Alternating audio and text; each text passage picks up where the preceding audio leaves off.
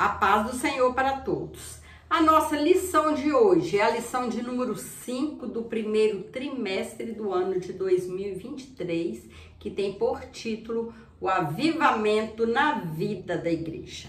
A igreja precisa estar sempre avivada, sempre cheia da graça, da unção do Espírito Santo, para que possa fazer a obra e alcançar vitória, resultado no seu trabalho, ganhar vidas para o reino de Deus, levar a palavra do Senhor, levar a mensagem de salvação a todos, ganhando vidas para o reino de Deus. O texto áureo que se encontra em Atos 2:4 nos diz: e todos foram cheios do Espírito Santo e começaram a falar em outras línguas, conforme o Espírito Santo lhes concedia que falassem. A verdade prática: ao longo dos anos, a igreja experimenta avivamentos por meio do batismo no Espírito Santo e da atualidade dos dons espirituais. O batismo no Espírito Santo é um revestimento na vida do crente.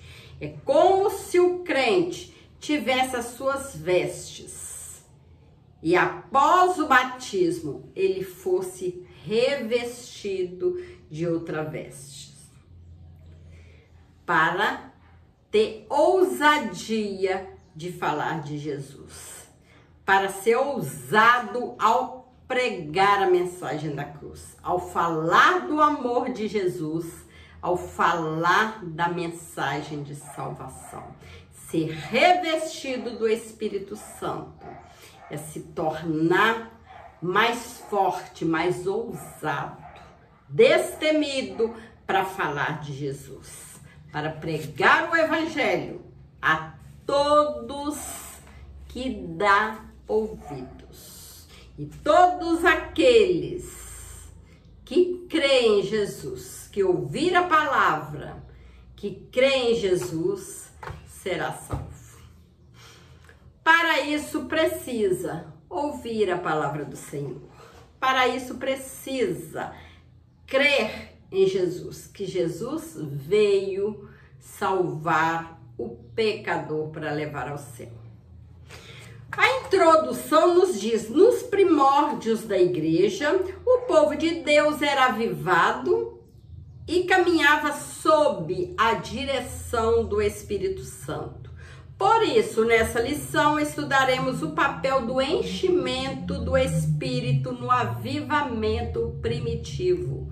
Analisaremos o aspecto dinâmico da igreja e, finalmente, teceremos algumas considerações quanto ao dinamismo avivado da igreja primitiva para os dias de hoje, para os dias atuais. O chamado abrangente de Jesus. A primeira condição para receber o batismo no Espírito Santo é passar pela experiência da salvação, sendo necessário arrepender-se e crer no Evangelho. Marcos 1,15. Pois sem o arrependimento e fé não há salvação. Então, primeiro, a pessoa precisa ouvir a palavra de Deus. A pessoa precisa acreditar que Jesus é o único Salvador, é o único que pode levar o homem ao céu, aquele que pode transformar uma vida imunda numa vida nova, numa vida limpa. E depois, a pessoa também precisa arrepender-se dos atos praticados anteriormente. Arrepender-se de todo pecado, arrepender de toda vida de sujeira que viveu até no momento. A segunda condição é obedecer a Deus, ser obediente, pois nosso arrependimento e fé devem apresentar frutos dignos, como está escrito lá em João, 1 João, capítulo 5, versículo 2 ao 4. E finalmente, a terceira condição é santificar-se, pois sem santificação ninguém verá a Deus. Hebreus 12, 14. Esse chamado de Jesus é para todas as pessoas, para todo o mundo. Ele antecede a experiência do batismo no Espírito Santo. Então, o chamado de Jesus é para todos os viventes seres humanos que estão na terra. Mas para ser salvo, precisa a pessoa dar um primeiro passo, chegar a Jesus, acreditar que Jesus é o Filho de Deus, que Jesus é o Salvador. E depois arrepender-se da vida de sujeira que viveu. E querer para si uma vida nova, transformada. Uma vida cheia do Espírito Santo. A promessa é para todos os salvos. Promessa do batismo no Espírito Santo. Os primeiros a receberem essa manifestação sobrenatural do Espírito Santo foram os discípulos, que salvos se reuniam no cenáculo para perseverar em oração. Atos capítulo 1, versículo 12 ao 14. Eles esperavam o cumprimento da promessa feita por Jesus. Atos 2:1. E de repente o Espírito foi derramado sobre todos os que estavam reunidos e assentados na casa. Atos 2, versículo 1 e 2. Ao final do segundo capítulo de Atos, o apóstolo Pedro afirma que a promessa diz respeito a vós, a vossos filhos e todos os que estão longe. A tantos quanto Deus, nosso Senhor, chamar. Todos aqueles que Deus chamar, que se arrependerem do pecado e se renderem aos pés de Jesus, acreditando na palavra, acreditando que Jesus é o Filho. Essa promessa do batismo no Espírito Santo são para todos aqueles que creem na palavra do Senhor, todos aqueles que se arrependem dos pecados. Assim, o texto bíblico atesta a abrangência atemporal e perene da promessa. O batismo no Espírito Santo é para todos os salvos, em todas as épocas, culturas e geografias. Todos salvos, todos aqueles que vieram para Jesus, que se arrependeram dos pecados, que aceitaram Jesus. Essa promessa do batismo do Espírito Santo é para todos. Todos aqueles salvos que creem em Jesus. O sensacionismo é uma corrente da teologia reformada e de algumas igrejas históricas que afirma que os dons espirituais cessaram na vida da igreja. Segundo essa corrente, o batismo no Espírito Santo e os dons espirituais eram apenas para os dias apostólicos. Há uma ginástica de interpretação bíblica para justificar essa invencionice histórica. Há outros ainda que, segundo seus teólogos, afirmam que o batismo no Espírito Santo é a própria conversão. Já estudamos em trimestres anteriores que o Novo Testamento e principalmente o livro de Atos mostra com detalhe que o batismo no Espírito Santo é uma experiência distinta da salvação.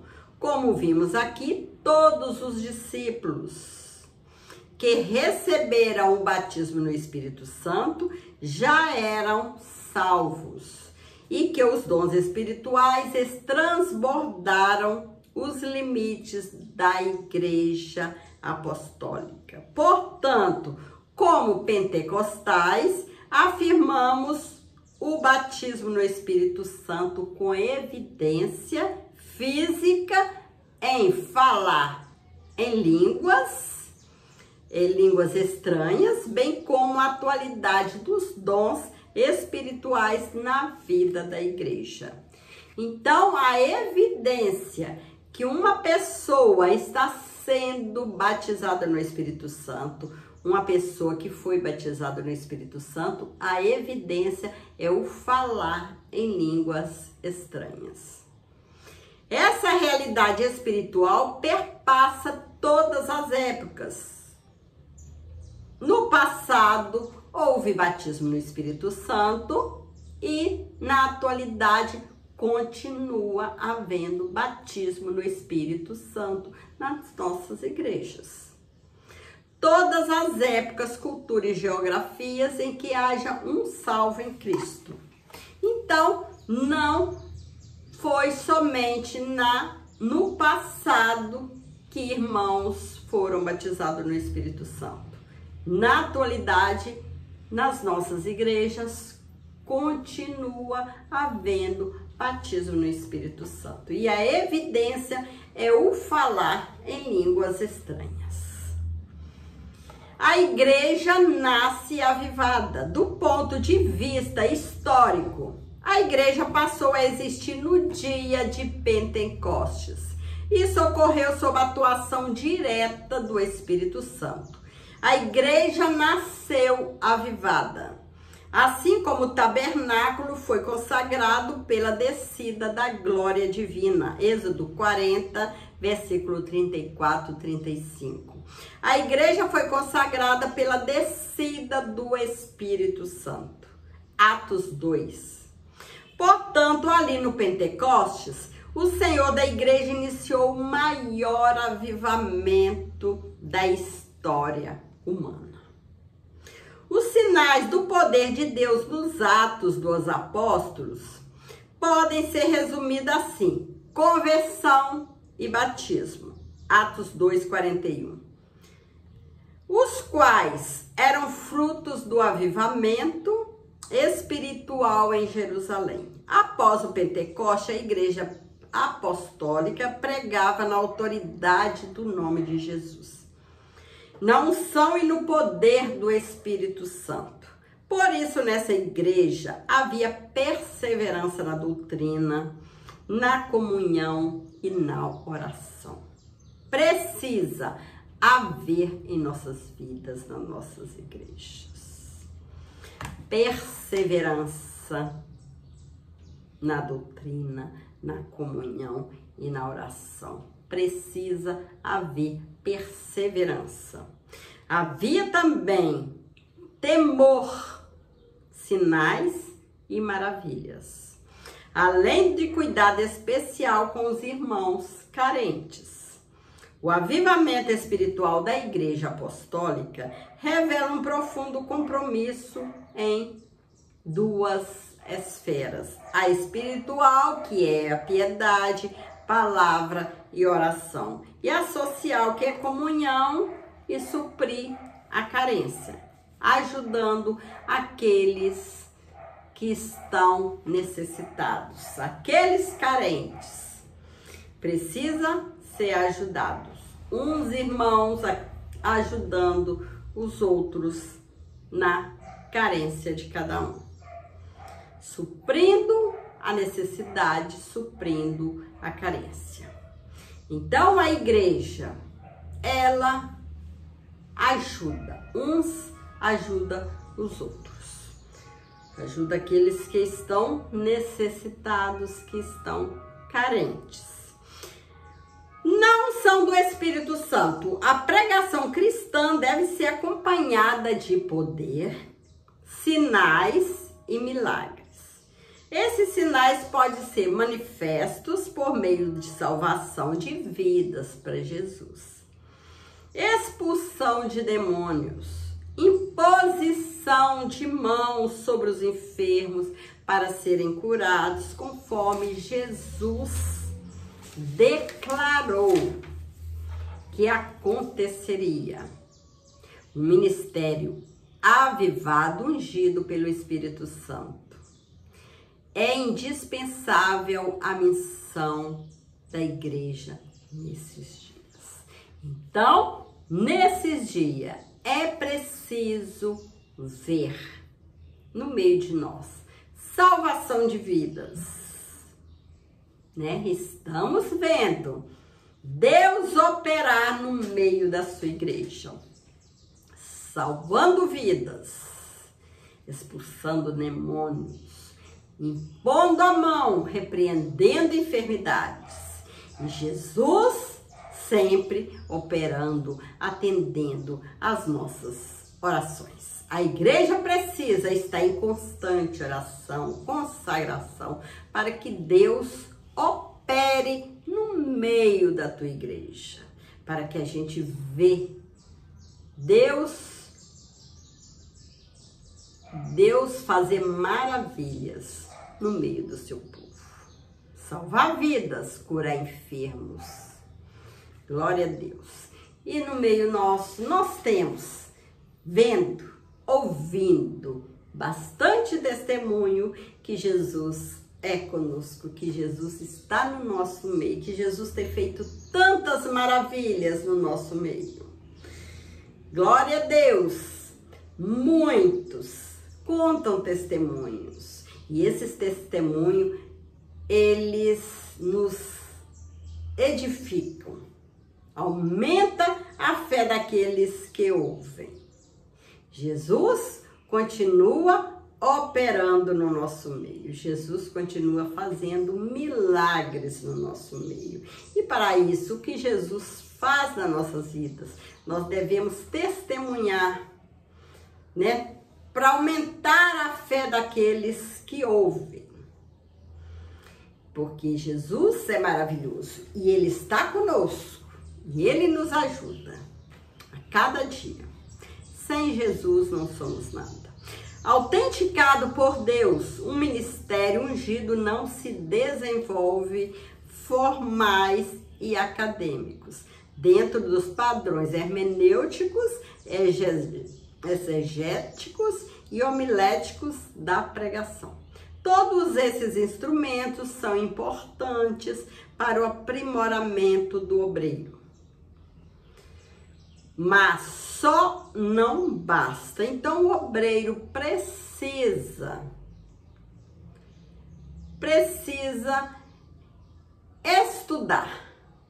estudar a palavra do Senhor, se preparar para levar o evangelho, para poder cuidar da igreja, para poder pregar. Mas isso não basta. É preciso uma vida de oração, uma vida de consagração. É preciso que Deus aprove o trabalho do obreiro. Foi assim que aconteceu em Marcos, quando Jesus autenticou a pregação dos discípulos, confirmando a palavra com sinais que se seguiram. Marcos 16, 20. Portanto, o modelo da pregação do Novo Testamento é uma mensagem confirmada pelos sinais e prodígio de Deus. Precisamos estar sempre na unção do Espírito Santo. Deus precisa provar o trabalho do obreiro para que milagres aconteçam. Glorifique a Cristo. O ministério ungido do Espírito glorifica a Cristo e não o homem.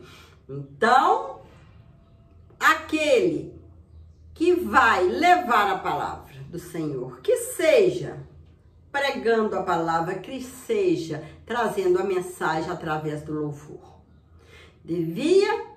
Tem que estar em mente que quem tem que ser visto, quem tem que ser adorado é Jesus. Toda glória a Jesus e não ao homem. Ao homem que foi lá trazer a mensagem, que seja a mensagem falada, que seja a palavra em forma de louvor. Então, é Jesus que tem que ser glorificado, que tem que aparecer.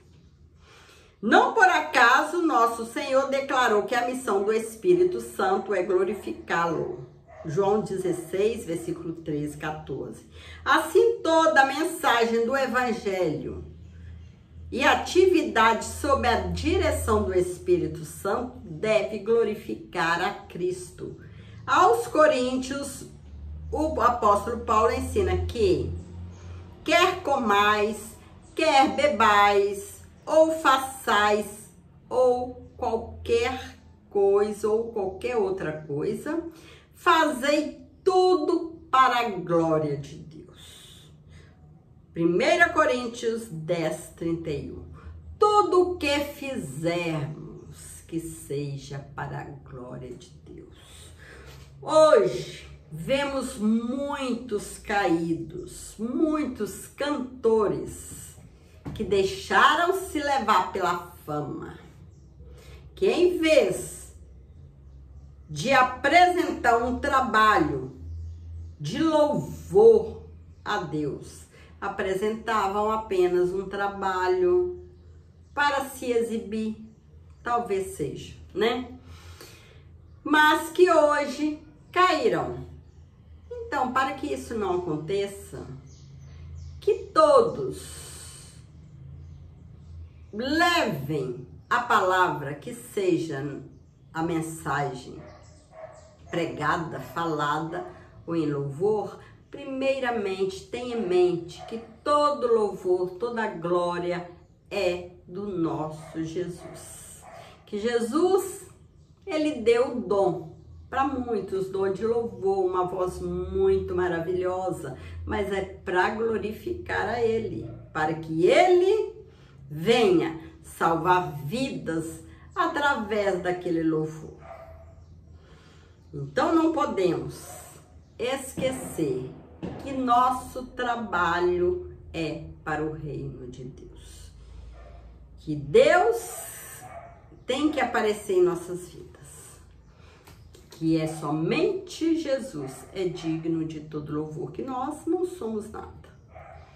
Nós somos, sim, instrumentos nas mãos do Senhor, para que Ele possa usar nossas vidas em prol da obra de Deus. Nossas vidas estão na mão de Deus. Deus em Cristo é que deve ser glorificado a partir de nossa instrumentalidade na obra do Senhor. Então, é assim, nós somos instrumentos na mão do Senhor.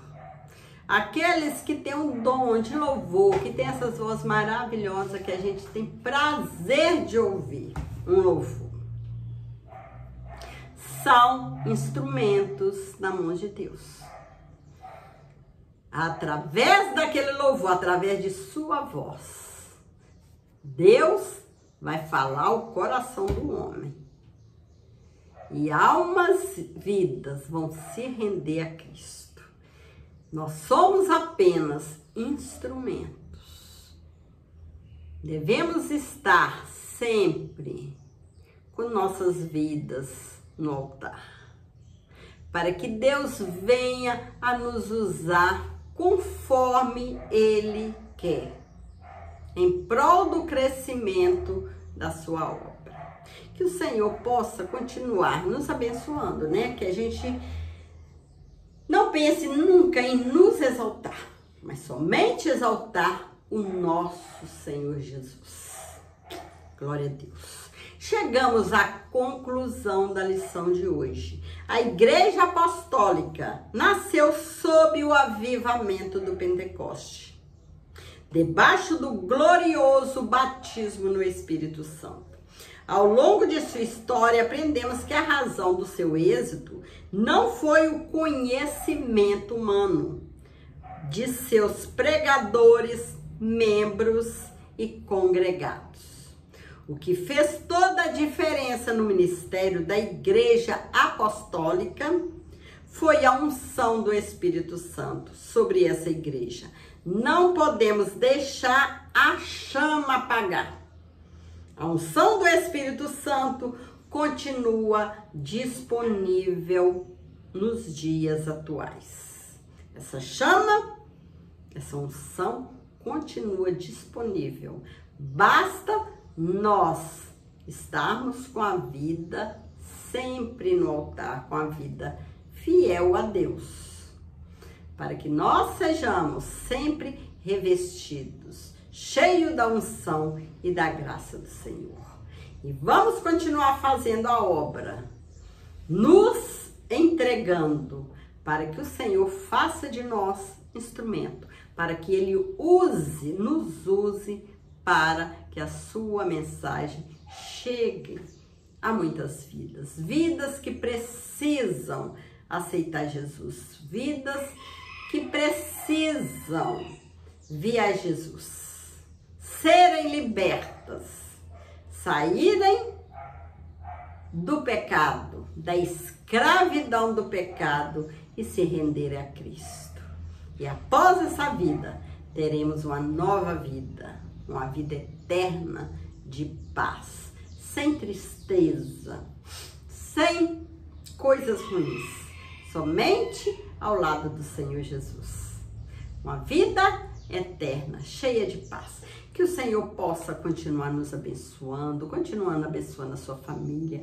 E vamos continuar nesse propósito, tendo o céu como nosso alvo. Aqui a vida é difícil. As perseguições são muitas, as lutas são muitas, mas quem está com nós nos dá força, que é o Senhor, e Ele prometeu estar conosco até a consumação do século, e Ele está. Que nós possamos continuar assim, firmes, sem olhar para a esquerda, sem olhar para a direita, sem olhar para trás, somente olhando para frente, olhando para cima. Que o Senhor possa continuar nos abençoando. Fique com Jesus, que Deus te abençoe.